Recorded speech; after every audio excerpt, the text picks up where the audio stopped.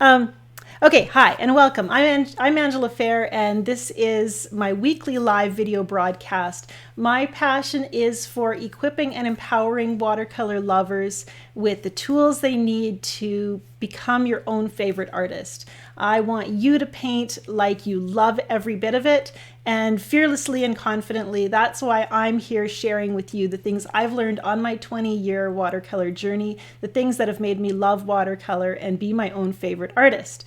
So today I'm going to share with you the 6 keys that I've used in the course that I believe every watercolor master has a tight grip on. Things that help us develop our skills to that higher level, to start being able to think of ourselves as a master of our craft. Most of my weekly broadcasts are focused on me demonstrating watercolor techniques, and that's something I'm very passionate about. I want you to be able to work with good technique so that you can make better painting decisions. But today we're just doing something a little bit different. As I mentioned, I'm going to be sharing 6 keys to watercolor success or watercolor mastery. And so we won't be doing painting as such, but I think I'll be sharing some things that will encourage you in your journey and help you to feel like maybe you've got a little bit of what it takes to advance your skills to that next level. These 6 key principles that I'm sharing, I'm just touching on them briefly today.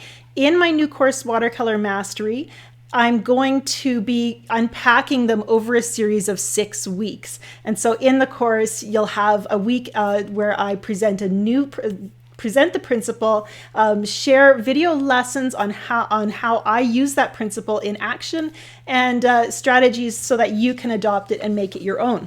We're going to take a look now over at the slides I've prepared, and just take moving through them here will help me to stay on task and not get distracted. We're going to talk about these 6 keys to watercolor mastery. When I had a moment of panic before we started the broadcast, because all of a sudden I thought, what if I forgot one and I only have 5 keys? But we have 6, so we're all good. I want to talk about, first of all, principle 1, and this is the perfect practice principle. And that is this idea that we want to be honing our skills through practice, but we also want to be very aware as we practice and as we pursue watercolor that we're making choices to, how do I put this? That we're making choices to practice in an effective way. A lot of times I see artists who paint a lot, but they don't, their paintings never seem to change. And this is that idea that maybe you're doing the same things over and over again and you're not seeing growth. And sometimes that means you need to turn what you're doing and analyze your strategies.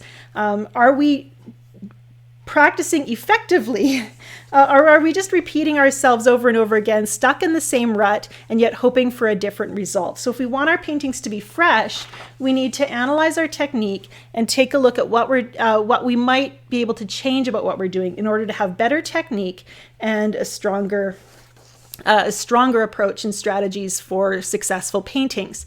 The painting I'm showing here on the screen comes from lesson 1, and it's taking a working painting, something I've painted in the past, and revisioning it, choosing to, rather than trying to paint the same thing over and over again and have it look the same every time, we change it up. We look for ways to improve our strategy so that we have not just practicing the same things over and over again, making our practices better by finding good technique, better techniques and ways to approach things.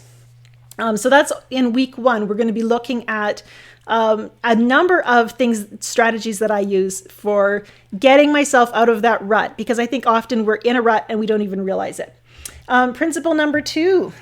Okay, so number 2, principle 2 is mastering values. And I think values are a really challenging thing because we have this tendency to see everything in terms of the colors in our reference photos and in terms of the objects. And so instead of looking at values and shapes, we're looking at objects and colors. And this can actually get in our way from really seeing the foundational bones of our painting. So in week 2, we're going to be focused on learning to see values taking that counterintuitive thing where we're studying value patterns and shape patterns and seeing how everything fits in the painting. And I'm going to be sharing strategies that I use for really relearning how to see. And I think as artists, we often spend a lot of time kind of relearning how we see.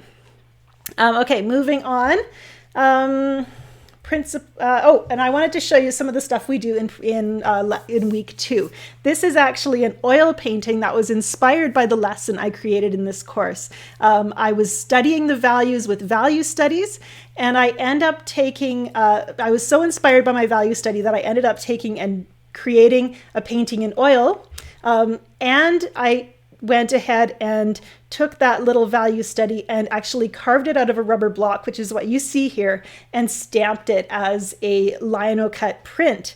So that was pretty fun to do.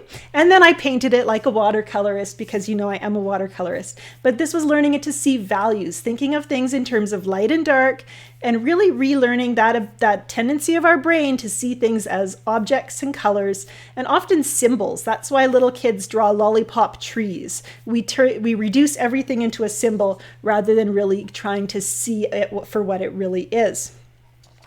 Of course, you can't learn all of that in just a week. This Watercolor Mastery course is just to get you on the right track and start to focus on those elements of art that watercolor masters spend so much time developing. I have spent years learning to see value, and I'll continue to do so. Number 3, using color intentionally. Just as watercolorists, or any artist really, we tend to see colors and then try to depict what we see. We need to start thinking about the colors that we're using. A watercolor master, we think about the colors and the moods that we're creating with the colors that we use. You will often hear watercolor masters talk about using a limited palette, and often they mean different things by this. A lot of times we limit our colors so that we have more control over the moods that we're creating and the feelings and emotions that they evoke. And when I remember taking a workshop with an artist who taught me how to use cobalt blue and burnt umber to create a beautiful gray. And I think that was actually the very first time that I'd really mixed color intentionally instead of accidentally. Before that, my color mixing experience was like adding yellow to green to make it a lighter green. And that was really all that I knew about.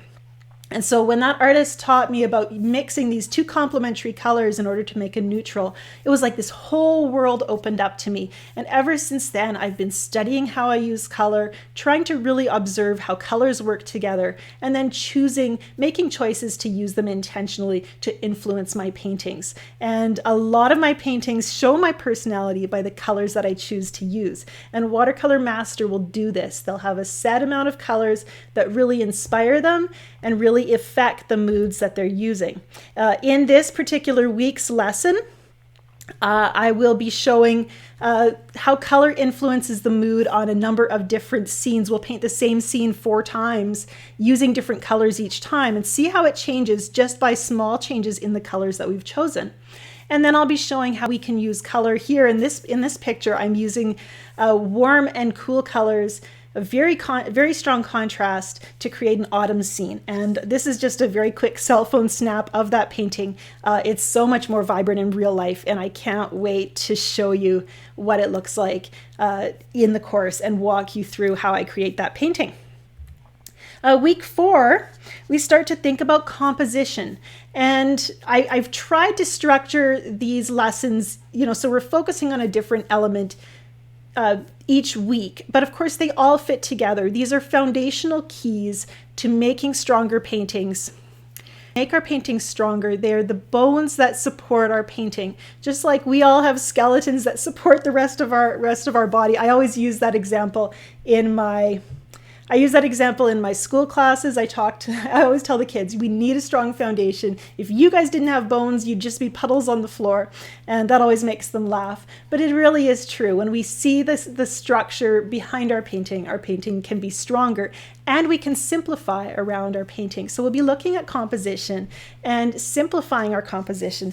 And this is actually one of my favorite courses. And I'll show you a look at some of the paintings, and maybe you'll be able to see why. We start out with one of my favorite paintings. I've painted it 3 or 4 times. And I wanted to revision it once again. Every time I paint it over and over again, I get a little bit better at it, and I get a little more excited by what I'm creating. So we start with a value study and a very traditional color sketch, which you can see there on the right-hand side of the screen. And then we go and amp it up, paint it a little more vibrantly. And this was just so much fun to see it come to life and see how changing the colors made it much more lively. And again, it's a really fun way to see growth in your painting as well, by painting the same thing over and over again. And when you have a strong composition, when the bones of the painting are strong and dynamic, then it makes it easier to make an effective painting every time. So there's that one. Moving on, principle number 5 is developing a watercolor master lets their style find them. So if you're a watercolor master, you know that your personal style is a deep and intrinsic part of who you are. I remember, wondering whether I should be a botanical artist or whether I should focus on portraits. And the neat thing was that as I experimented and tried different things, they all kind of started to fit together so that my style was an element in each of the paintings that I created, no matter what my subject was, no matter what my focus was. And the more I painted, the more I was able to refine my style. But I believe that when we find, let's just move on to that. When we use experimentation to get ourselves out of that rut, we start to see our style come to life because we're painting things that make our hearts sing. In this painting, I use a stencil technique to create shapes in this ghostly forest scene. This one is a loose and fluid painting on Yupo paper, which is a plastic paper. And there's a third technique as well that I share. All 3 of these were really exciting to create.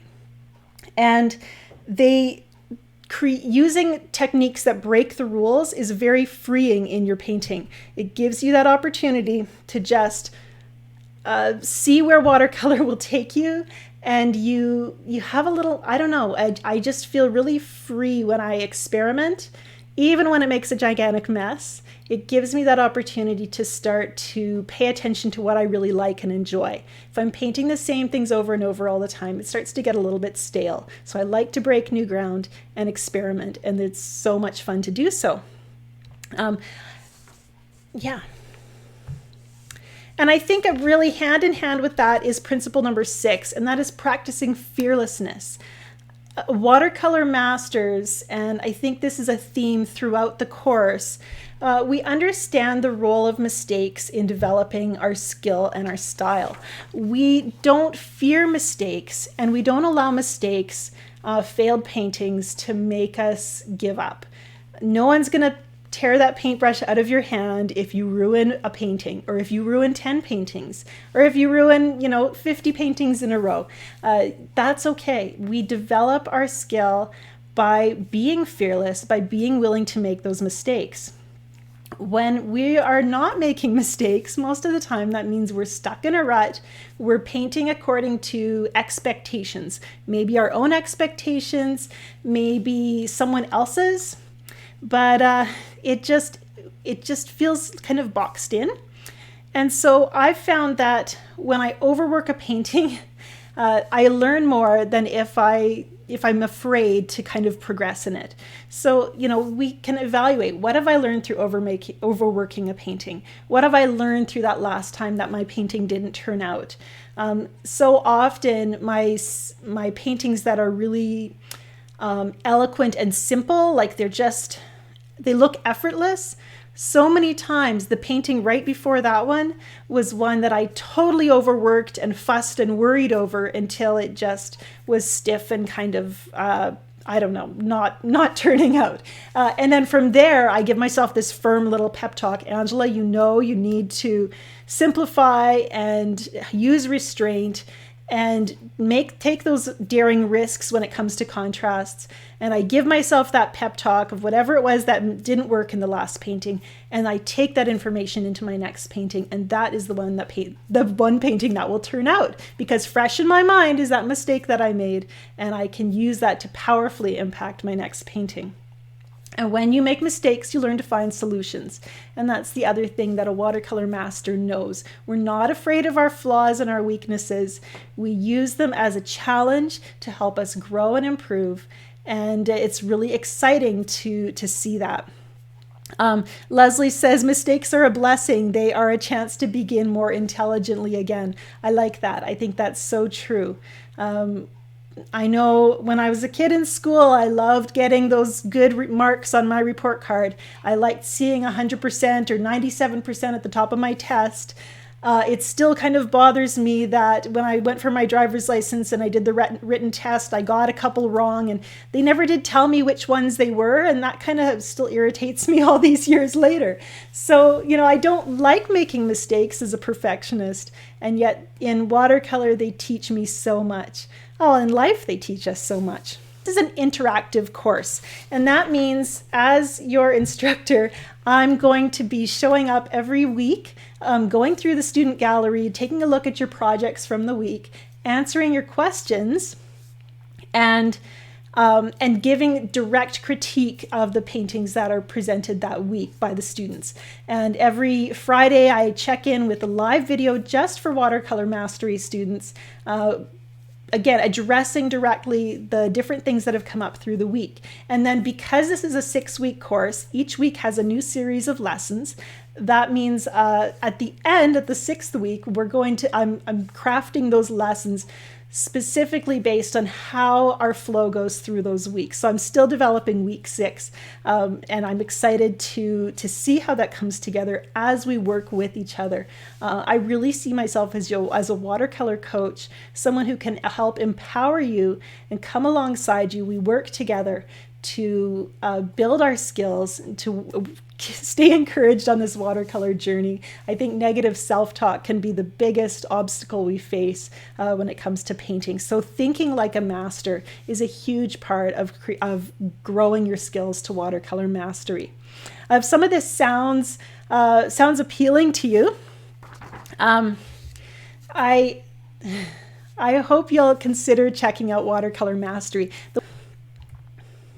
There we go. So pre-enrollment opens today. I've got a link here on the page, and I'll throw a link down in the description below the video as well. The lessons again are weekly. There's actually a batch of lessons that releases each Monday, and then through the week you can progress through the lessons, post your work for critique and comment, and then at the end of the week, I share, again, a live video just addressing what's happened through the week and interacting with the students. Because of the way this course is set up, it's only open for enrollment for a limited time. I want everyone to start together on April 16th. So once the course opens on April 16th, we'll be closing out enrollment until the next time I open the course. And ideally, what my plan is that every 2-month Watercolor Mastery will be open for enrollment. So if you don't make it this time, you will miss the introductory rate, but you'll be able to sign up 2 months from now if you're not interested now or if you don't have time. So you can keep that in mind. I'm really excited about this course. Like I said, I've been working on it for 6 months, so it's really got the best of everything that I could possibly think of to share as your watercolor instructor, and I'm really excited to launch it and share it with you. I'm also terrified because it's always a little bit scary to put yourself out there and to say, this is what I know, and hope that it's going to be, directly addressing where you're at as an artist. Of course, all my courses come with a 30-day money-back guarantee, so you can keep that in mind when you sign up as well. I'm going to just address your questions here. Lots of questions. I see them coming up. Catherine's asked, when does the course start? And it does start April 16th. Enrollment opens immediately following this video, and the link is below in the description for this video. Mary asks if I still have time to create my own paintings. I have less time than I would like, and I'm always working on strategizing how to maximize my time in the studio. But I'm able to carve out a little time each week, and I'm starting a series of weekly home classes here in my studio with some local students, and that's always a good time to inspire me to make more time to paint. Usually after the students leave, I have a little extra time before I head into the house. I saw another question here regarding painting the same painting over and over. Someone was asking if I'm using the same reference photo. Often I am. Sometimes what I'll do is I'll use the same reference photo, and after I've painted it a number of times, I'll actually put the photo away and just paint from memory. And it's really neat to see how that can spark creativity and be fascinating to see what you remember and what stands out as you paint it from memory. Catherine asks, regarding the Watercolour Mastery course, is it for beginners? I wouldn't recommend this course to a brand new beginner. I do have courses on my website at learn.angelafehr.com for anyone just getting started in watercolor. I recommend the beginner bundle, which includes basic techniques and loose and fluid 1. Loose and Fluid 1 and 2 are both really good courses for getting a look at basic watercolor techniques and how to use them in a loose and intuitive way. Yes, so Watercolor Mastery, like I said, I've titled the course Mastery because I feel like there are many of us who, once you've gotten the basic techniques down, you really feel like there's not a lot out there for the person wanting to take their skills to the next level. So there's lots of courses that have basic technique information and all those beginner things that you need to learn. But once you start to get those techniques down, you want to take it to the next level. You want to start thinking like an artist, like a professional. And that's really what I've tried to base this course around. So I'm hoping that that makes it clear. Elaine says, can we do the lessons of this course anytime during the week, or is there a set day and time? The lessons of the course will release on a Monday, but they'll be available throughout the weeks for you to do in your own time. I do recommend, if you're able to, that you do follow along with the lessons each week as they're released, so that you can take advantage of the interactive part of the course, where you're able to post your work and ask questions relating to each week's lesson. If you're too busy to get to that, it's going to be hard to really use the course in an impactful way, if that makes sense.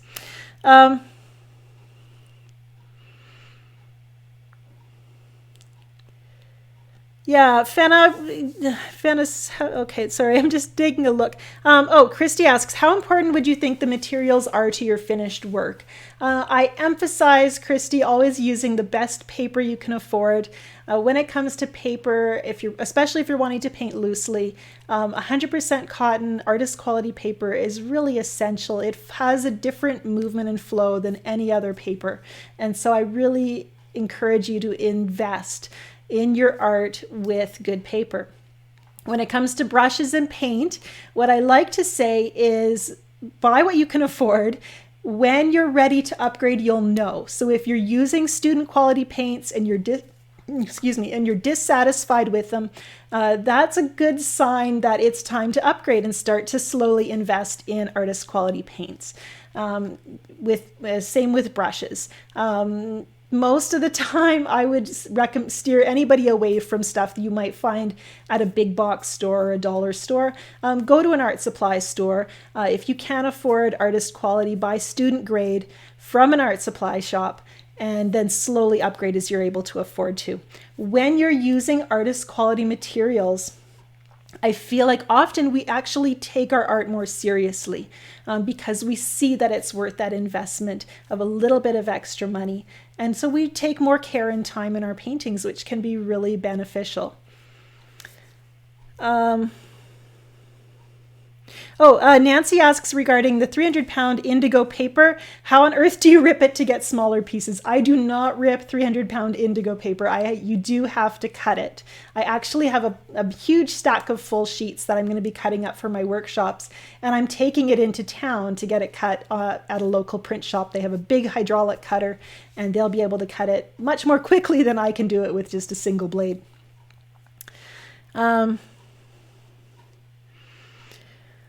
Evelyn asks, Angela, is Monday the only day of the week that you will be giving out the lessons for that week, and then we work on our own when we can? Yes, what I've decided to do, rather than say do a lesson on, because each week's course has a handful of lessons that go with it. So there's each lesson comes in several parts. But I didn't want to say drip out a lesson on Monday and then have another day on Wednesday and Friday. Everyone's schedule is different. So by releasing all of the lessons for that week on the Monday, that gives you the full week to go through it, either to devour it in one sitting or go through it a little bit at a time through the week.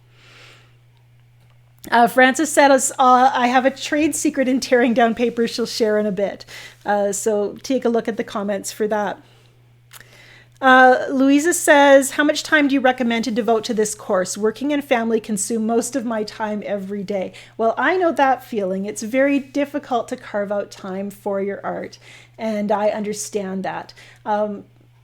Really, you might, it's a good question. The course content, there can be up to 2 hours of content for each week. So there is some time involved in just going through the content of the lessons. If you're able to have, maybe 2 or 3 studio sessions, make time maybe for 2 painting sessions a week. That would be, probably the ideal that I would recommend. It's such a good idea to be able to invest some time in your own creative time. And yet I understand that not everyone's able to invest large chunks of time. Not all of us have 8 hours a day to spend in the studio. And so we grab our time when we can. Leslie asks, how long is each lesson? They vary in length. What I really didn't want to, one reason this course took me so long to make is I really didn't want to skimp on any of the lessons. If there was a painting demonstration, I'm going to show you the entire demonstration. I'm going to share concepts, but then I want to illustrate them so that you can watch as I put them into action. And so there are some lessons that have 3 hours of content, others that have a little less, just depending on how efficiently I'm able to present it on video. Joanne asks, will these lessons be available to review after the 6 weeks are over? Like all my courses, when you are enrolled, you get lifetime access. As long as that course is on the internet, you will be able to view your content. The interactive portion of the course does end within at the end of those 6 weeks. I'm not able to devote my time to checking into student galleries following that. It's something that I've been been struggling with over the last few months, just making time to check into my student galleries on my courses. So I wanted to limit the amount of time that we really focus on that course, while being able to devote my full attention to the students enrolled in Watercolour Mastery. Jeanette asks, will you provide a list of supplies prior to signing up for the course? There is a list that's in development on the course page already. You don't even have to enroll in the course to be able to view that list. So if you're curious about what supplies we use, it's all going to be shown there and linked up to different suppliers as well. You don't have to have all the supplies I recommend in order to take the course. It's really important to me that you really get to know your own materials and supplies. So don't go out and buy a big long list of colors just because I've mentioned them on my lessons. Use what you have, slowly add to it. That way you'll end up with supplies that you know you're going to use and enjoy. JD comments, I know you're getting so busy now. You have so many followers since I started looking at and buying your YouTube videos. So I wonder how you can really reach out to all your followers and paint. That is a challenge. I've seen as my business has grown. I love being available to my viewers. It's important to me to answer personally the emails I receive, and yet it's become more and more of a challenge. So I'm always strategizing on how to be able to reach out to you as best as I can, how to maintain this sense of community and friendship while still being having a personal life and having a family and being able to paint on my own. So I want to thank you all for your sensitivity and patience when I'm not able to reply as quickly as I can. And I am always looking at ways to kind of structure this business. I kind of got to invent my own career, you know. When I first started teaching online, it wasn't a thing, you know. It was very rare to have online courses. And now that it's grown and I have to kind of always be rethinking how to do this best and most efficiently. So I appreciate your support in that and your patience.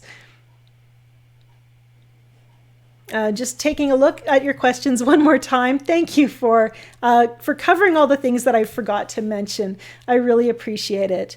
And Stacy comments, I wanted to say thanks. Because of you, I've tried new colors, and I just got my Cenarius blue in from Sennelier, and I absolutely love it. It's my new favorite color. I think it's my favorite color too, Stacy, and I'm so glad you're loving it.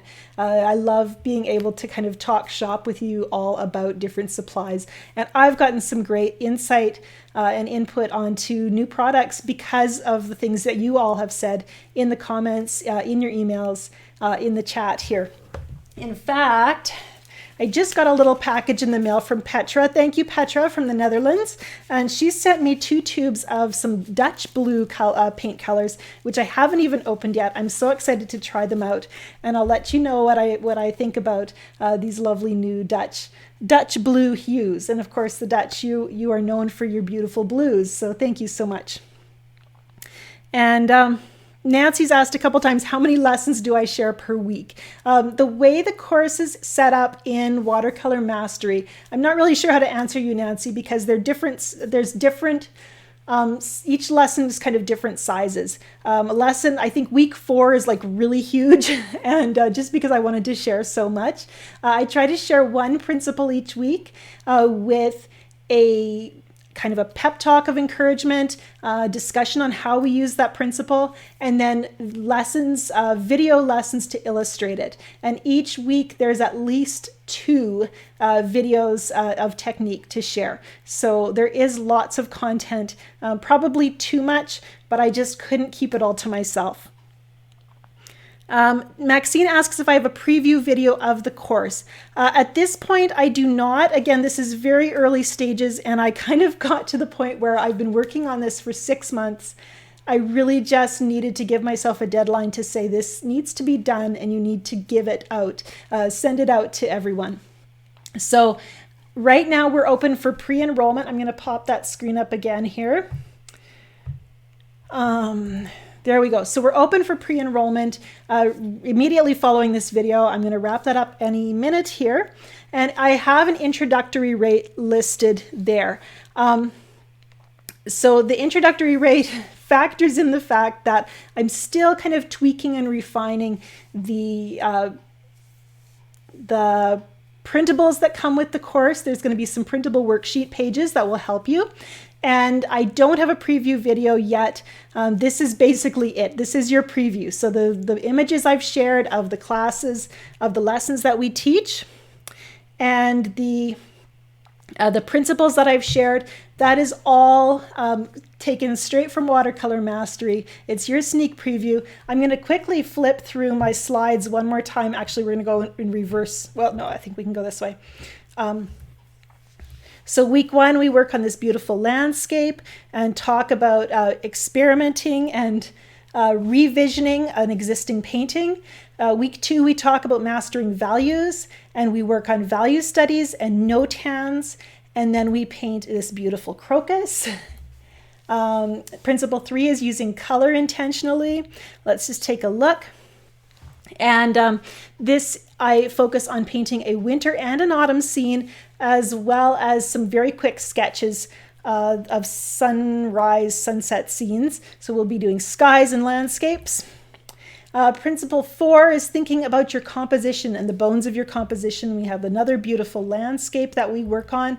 Again, all of these are videos intended to feature, to focus on elements of art. You do not have to paint these exact images, but you can use the principles here to guide your own painting and your own style. And then in principle 5, we talk about experimentation, and we create this ghostly landscape, which uses a stencil technique and metallic inks. And then we paint on Yupo paper and talk about using the fluidity that Yupo creates to create a loose painting, and how to keep it simple without overworking, which is absolutely death for Yupo. And then principle 6 is talking about painting fearlessly and moving ahead with courage even when nothing is turning out. And that course that week is still in development as I react to the input I receive through the first 5 weeks of the course. It will really help me to wrap up the course with in a way that has you just encouraged and excited about your future as a watercolor artist. JD comments, and we're just going to wrap this up right here. Please do check the description under the video for the link to Watercolour Mastery so that you can sign up for pre-enrollment if this is a course that seems like a good fit for you. JD comments, I want to take a class with you when it makes sense to travel and doesn't cost so much. I would love to travel the world and teach all over the world. It's one of my dreams. Again, my family comes first, so I'm very limited in how much I can travel. That's why I'm so thankful for the internet and where we can share together online. If you do want to travel, I am teaching in Ireland this fall, September 10th to 15th. This is going to be my first international workshop, and I'm so excited about it. This workshop is going to stand out because it's number one. It's going to be just so much fun to travel County Mayo in Ireland to explore and have adventures, and then go back and paint our impressions and emotions in the studio. So if you want to join me for that, the link to that is in the description below the video as well. I want to thank you for joining me today, and for all your questions to help me better explain the content of Watercolour Mastery. I think it's really important. I'm running out of air here. I'm out of breath here. It is important to clearly communicate what the course presents so that you can really get content that works for you. Bye for now.